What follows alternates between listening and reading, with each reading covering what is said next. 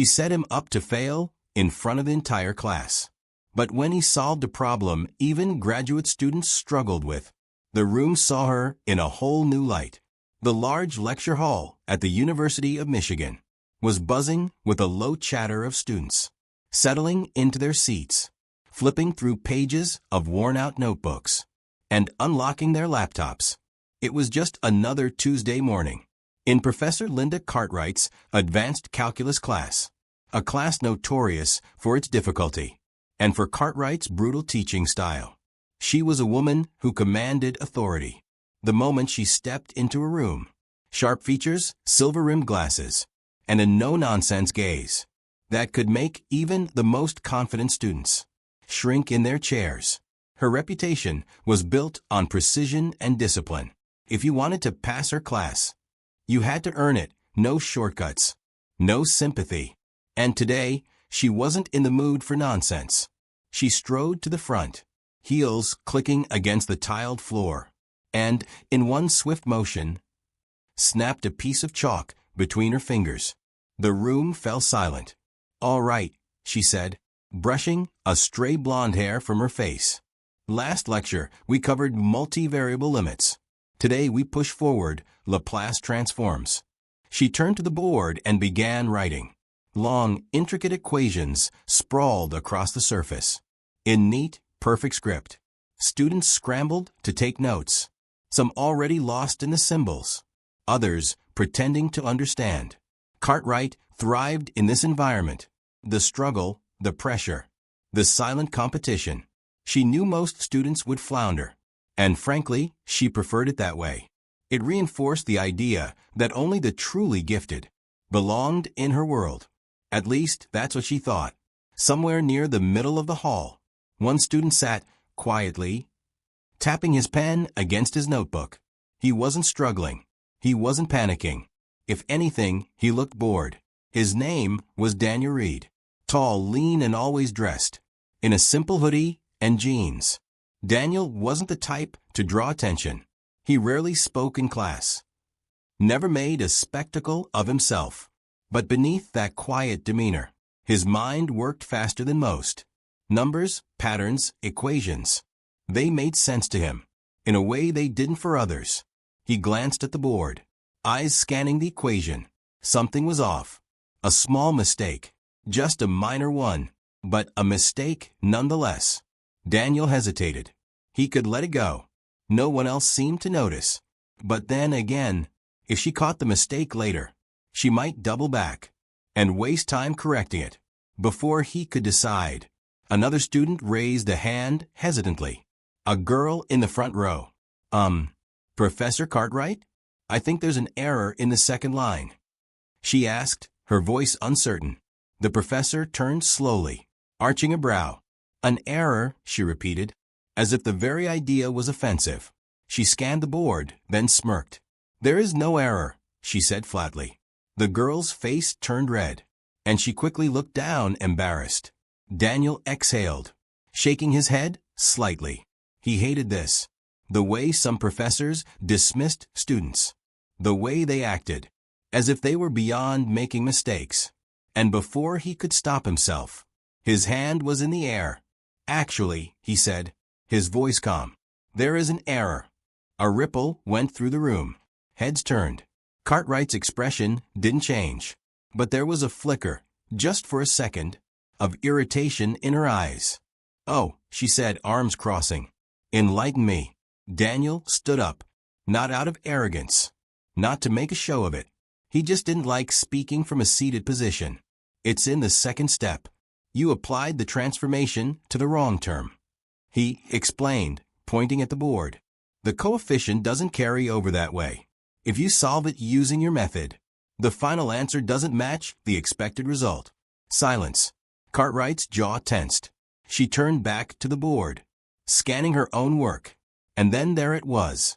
The mistake. Her grip on the chalk tightened. For a moment, Daniel thought she might just admit it and move on. But then her lips curled into a tight smile.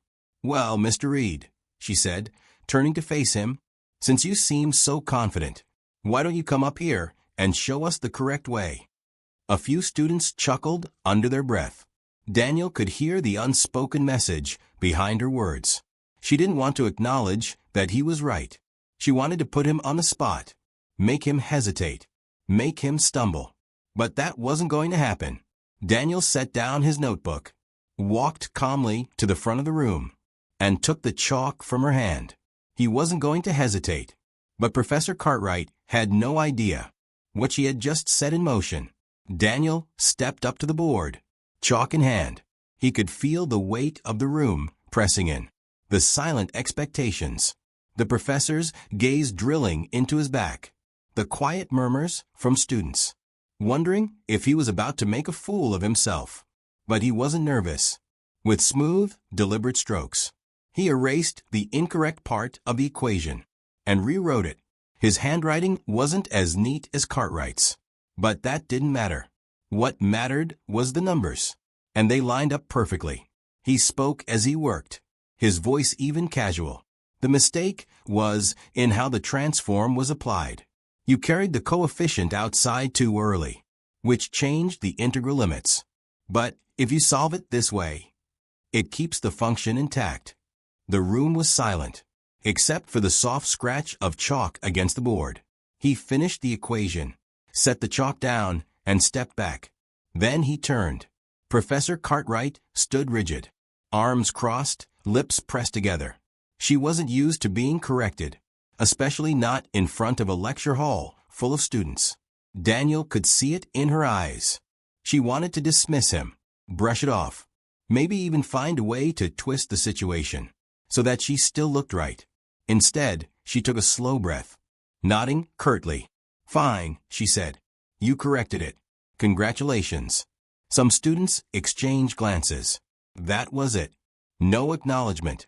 No actual praise. Daniel didn't need it.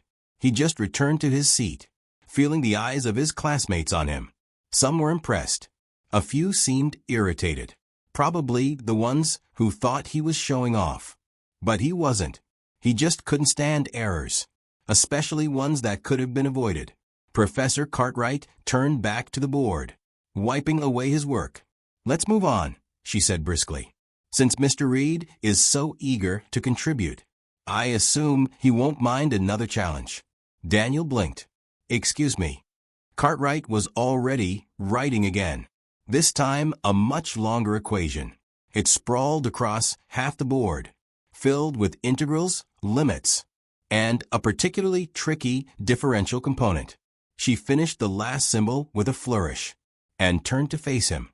"Since you have such a keen eye," she said, "solve this." A few students shifted in their seats. Daniel stared at the equation. He knew exactly what she was doing. She wanted to make an example out of him. This wasn't a normal question. Not for this level. The complexity alone made it clear. She didn't expect him to get it right. She expected him to hesitate, stumble over the steps, maybe get partway through, before realizing he was in over his head. She wanted to prove that he wasn't as smart as he thought he was. Daniel exhaled through his nose. "Fine." He stood again, walking back up to the board. A few students chuckled under their breath, clearly expecting him to struggle. Cartwright smirked, stepping back and folding her arms. "Take your time," she said. Daniel didn't need time. He picked up the chalk and started writing. No hesitation, no second-guessing, just solving. Every symbol, every number flowed from his mind to his hand effortlessly. He didn't even pause to think. His brain was already 5 steps ahead, visualizing the solution before his fingers had even finished the previous line.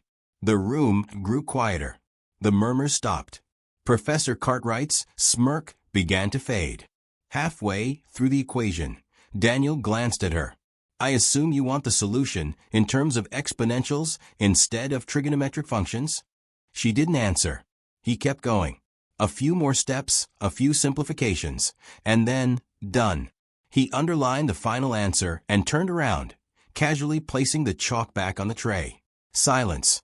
A deep, consuming silence. Then, somewhere in the back, a single student let out a low whistle. Cartwright's expression was unreadable. She scanned his work line by line, searching for an error, anything she could use to dismiss it. There was nothing. He had solved it, not just correctly, but elegantly. The solution was clean, efficient. A few students started whispering. A few others leaned forward, clearly realizing what had just happened. Daniel crossed his arms. He wasn't smiling. He wasn't gloating. He was just waiting. Professor Cartwright finally spoke, her voice tighter than before. Lucky guess. Some students laughed under their breath, but not at Daniel. He tilted his head slightly. It wasn't a guess. Cartwright exhaled sharply through her nose. "Sit down, Mr. Reed," she muttered. Daniel turned and walked back to his seat. He could feel the shift in the room, the way people were looking at him now. Some with admiration, some with resentment, and one person, Professor Cartwright, with something else entirely. But she wasn't done with him yet. The energy in the room had shifted. Daniel could feel it. No one was looking at Professor Cartwright the same way they had at the start of class. He hadn't set out to embarrass her. That wasn't his goal. But he also wasn't going to shrink just to make her comfortable. Cartwright turned back to the board, gripping the chalk tighter now. She continued the lecture, but her words lacked the same edge of authority they usually carried. Then, without warning, she stopped mid-sentence. She turned back to the class, scanning the rows of students. And then her gaze landed back on him. "If you're so confident, Mr. Reed," she said, forcing a smile, "how about we raise the stakes?" A few students chuckled. Others leaned forward, sensing something was about to go down. Daniel didn't react. "What do you mean?" he asked. Cartwright walked over to her desk, pulling out a thick textbook. She flipped through the pages before stopping deep into the book, far beyond what they had covered in class. She turned the book around so the class could see the dense equations on the page. "This," she said, tapping a particularly intimidating problem, "is from an advanced graduate level course. Something I wouldn't expect any undergraduate to be able to solve." A murmur rippled through the room. "But since you seem to have a natural talent for this, why don't you prove it?" She smiled, but her eyes were sharp. Daniel exhaled slowly. He could see what she was doing. This wasn't about math anymore. She wanted to break him. This wasn't a test of skill, it was a power move. She wanted to push him past his limit, make him struggle in front of everyone. Maybe he'd get partway through, hesitate. Then she'd step in and remind the class why she was the authority in the room. He could refuse. He didn't owe her this. But the way the students were watching him, the way some were waiting for him to back down, made the decision for him. He stood up. Cartwright's smirk faltered for just a second. Daniel walked to the front of the room. She handed him the textbook. But he didn't even look at it. He had already memorized the problem. Without a word, he picked up the chalk. He knew this tactic. She had pulled it before, choosing something just out of reach to humble students who thought too highly of themselves. But she had miscalculated. Daniel lived for problems like this. He began writing. His movements were controlled, deliberate. The problem was tough, no question about it. But tough didn't mean impossible. As he worked, the whispers in the room faded. The only sound was chalk against the board. He didn't rush. He let each step unfold naturally, flowing from one equation to the next. Every simplification, every transformation, it was all leading to the inevitable answer. And then finally, he boxed the final result. He turned back to the class. Silence. Cartwright's face was unreadable, but the clenched jaw, the stiff posture, he knew. She had thought this would humble him. Instead, she looked foolish. A student in the back let out a low laugh. "Yo, what?" Even the students who had been skeptical were now staring at Daniel differently. Cartwright's hand twitched slightly at her side. She had to say something. She had to take back control of the room. "You skipped a step," she said. Her voice clipped. Daniel raised an eyebrow. "No, I didn't." Her fingers curled slightly. "Yes, you did." Daniel turned back to the board, scanning his own work. Then, without missing a beat, he pointed to a section near the middle. "This step here, where I simplified the partial fraction decomposition. That's what you're talking about." Cartwright didn't answer. He nodded. "I didn't skip it. I just did the calculation mentally, because it was straightforward." The class was dead silent. Cartwright's face was tightening by the second. Daniel turned back to her. "But if you'd like, I can write it out," he said. It wasn't cocky. It wasn't even challenging. It was just matter of fact. And that made it worse. He wasn't trying to make her look bad. She was doing that to herself. Cartwright inhaled sharply. "No, that won't be necessary." She turned back to her desk, setting the textbook down, harder than she needed to. Daniel could feel the shift in the air. He had just turned the class against her. But Cartwright wasn't going to let this end here. She turned back to the class, her face composed, but her grip on the desk betrayed her frustration. Daniel sat down, but he knew this wasn't over. The way she stood there, her posture too stiff, her jaw too tight. She was already thinking of her next move. Meanwhile, the students were still digesting what had just happened. Some exchanged glances. Others whispered in low voices. Then, a hand shot up from the second row. "Professor." It was Brian, one of Cartwright's favorites. He leaned forward. "If he got it right, doesn't that mean Daniel just solved a graduate-level problem? Shouldn't that, mean something?" Cartwright's lips pressed into a thin line. Brian wasn't wrong. But admitting that would mean acknowledging that she had underestimated Daniel. "I never said it was impossible," she responded smoothly. "Only that it would be difficult for an undergraduate." There was something slippery about the way she said it, like she was already trying to rewrite what had happened. Daniel let out a slow breath, staring at the desk in front of him. He wasn't looking for validation. He didn't need her approval. But the class did.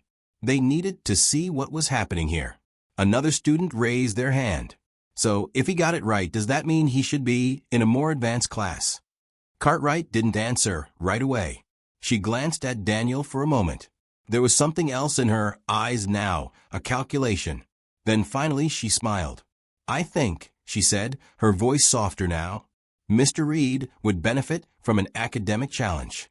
Some students perked up. Was she actually recognizing his talent? Was she about to suggest a higher-level placement? Daniel wasn't convinced. Which is why Cartwright continued. "I'd like to invite him to a little competition." The murmurs started again. Daniel frowned. What kind of competition? Cartwright walked to her desk, pulling out a folder. She flipped it open, scanning the papers inside. "There's a university-sponsored mathematics symposium coming up next month. Some of the best students from different schools in the region will be competing. It's a rigorous, high-pressure environment, not just about solving problems, but doing it under time constraints, with an audience." She looked up, eyes locking onto his. "I assume you'd be up for it." Daniel immediately understood what she was doing. This wasn't an opportunity, it was a setup. She wasn't just testing his math skills anymore. She was testing his ability to handle pressure, to see if he could perform outside the safety of a classroom. If he failed, it wouldn't just be in front of his classmates. It would be in front of professors, graduate students, and some of the best minds in the field. He could feel the weight of the room. People were waiting for his answer. If he backed down now, it would look like he had just gotten lucky today, that he wasn't actually as capable as he seemed. And if he accepted, he'd have to win. Daniel exhaled, then nodded. "I'm in." Cartwright's smile didn't reach her eyes. "Excellent." But she wasn't finished with him yet. The news spread fast. By the time Daniel stepped out of a lecture hall, students were already whispering about it in the hallways. A few nodded at him with newfound respect. Others looked at him the way people look at an athlete about to enter a championship game, curious, expectant, waiting to see if he'd live up to the hype. Daniel barely paid attention. He had bigger things to focus on. The symposium was in 4 weeks. That meant he had 4 weeks to prepare for a competition that people spent months, sometimes years, training for. That night he sat in the campus library, surrounded by textbooks, notebooks filled with calculations, and a half-empty coffee cup that had long since gone cold. He had always loved math, but this was different. This wasn't just about numbers anymore. This was personal. Burning the midnight oil already? Daniel looked up to see Brian standing by his table, hands in his pockets. He shrugged. "Gotta be ready." Brian smirked, pulling out a chair and sitting across from him. Dude, you're already ahead of half the people who compete in these things. Cartwright's just pissed that you embarrassed her. That's the only reason she threw you into this. Daniel leaned back in his chair. I know. Brian studied him for a second. So why do it? Daniel thought about that for a moment. He had asked himself the same question more than once. He didn't need to prove anything.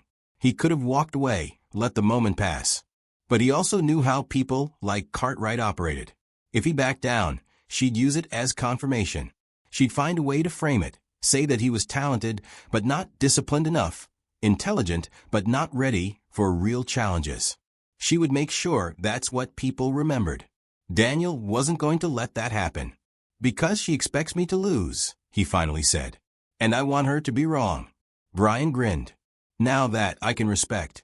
For weeks later, Daniel stood in a large auditorium-style lecture hall at the University of Pennsylvania, staring at the panel of judges and the long digital timer displayed above the stage. Competitors sat in assigned seats, their desks filled with scratch paper, pens, and one simple directive. Solve the problems faster and more accurately than everyone else. Professor Cartwright was in the audience. She hadn't spoken to him much leading up to the event. No encouragement, no advice. Just a polite nod when they arrived, as if she were a mere observer instead of the person who had thrown him into this.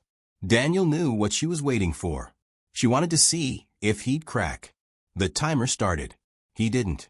The first round was mental math, solving problems without writing anything down. While some competitors hesitated, Daniel's hands moved without pause, punching numbers into the response system faster than the proctors could verify them. The second round was theoretical application, breaking down concepts into proofs. Here, his natural intuition took over. Numbers weren't just numbers to him. They were patterns, rhythms, structures that built upon one another. The third round was speed solving, and this was where most people tripped up. Pressure could make even the best students second-guess themselves. But Daniel thrived under pressure. He kept going, ignoring the murmurs as his name crept higher and higher on the leaderboard. By the final round, only 2 competitors remained in serious contention: Daniel and a PhD candidate from MIT. The last problem appeared on the screen. It was brutal. Layers of integrals nested within summations, a problem designed to test not just knowledge, but endurance. Daniel's pulse steadied. He exhaled, picked up his pen, and started writing. But what happened next, no one saw coming. As the clock ticked down, the final seconds stretched like an eternity.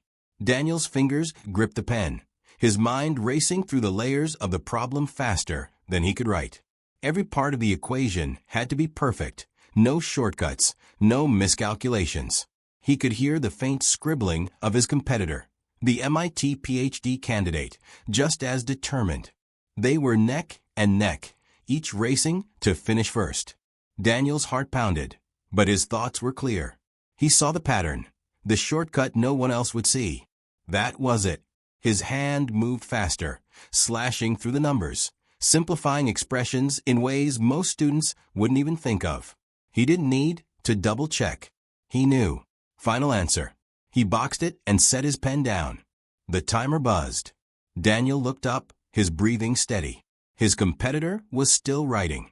The room was dead silent. Then one of the judges stood up, walking over to examine both answers. The tension was thick enough to cut with a knife.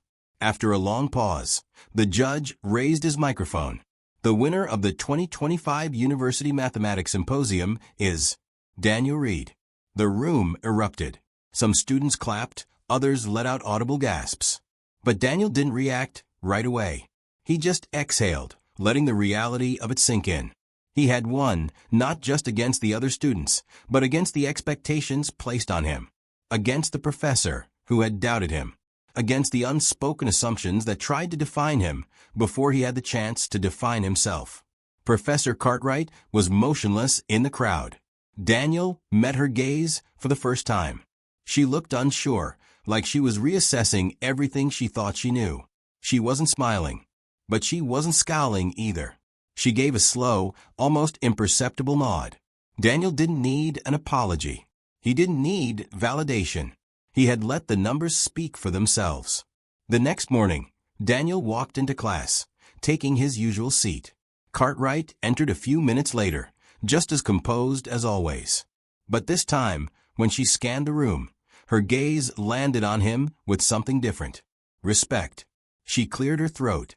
"Before we begin today's lecture," she said, "I'd like to acknowledge the results of yesterday's symposium." The room fell quiet. Daniel Reed took first place in a competition against some of the best mathematical minds in the country, she continued, her voice even.